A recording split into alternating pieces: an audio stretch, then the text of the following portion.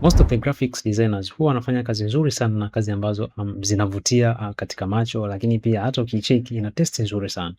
Lakini kitu kikubwa ambacho wengi huwa hawakizingatii ama huwa hawakifuatilizi ni pamoja na kufahamu exactly changamoto ya client ambayo inamsumbua. Kwa sababu mara nyingi huwa tunapokea tu kazi ya mteja kwamba labda ametoa order ku design poster ama kutengeneza kitu fulani. So tunachohakikisha kwamba tutengeneze kitu ambacho kina visual appealing, kinachoonekana vizuri, kinachovutia, lakini exactly huwa hatuangalii kwamba changamoto kubwa ya client inayomface ni nini. Kwa sababu inawezekana anahitaji designing lakini hatufahamu kwamba okay, the audience ambao anawatarget kwamba ni audience wa namna gani. Lakini kama designer ukifanya udadisi kuweza kupata taarifa sahihi za client wako na kuweza kufahamu exactly ana target kitu gani, kwako inakuwa ni rahisi kuweza kusolve changamoto yake, lakini pia inakusaidia zaidi kuweza kupata matokeo ambayo ni mazuri zaidi, lakini ambayo yataenda kusolve changamoto yake. Na pindi utakapokuwa umefanikiwa kusolve changamoto ya mteja, ndipo ambapo thamani ya kazi yako ama value itazidi kuongezeka, kwa sababu clients huwa wanapenda kitu ambacho kitaenda kusolve changamoto yao, lakini sio kujaza galleries ama kujaza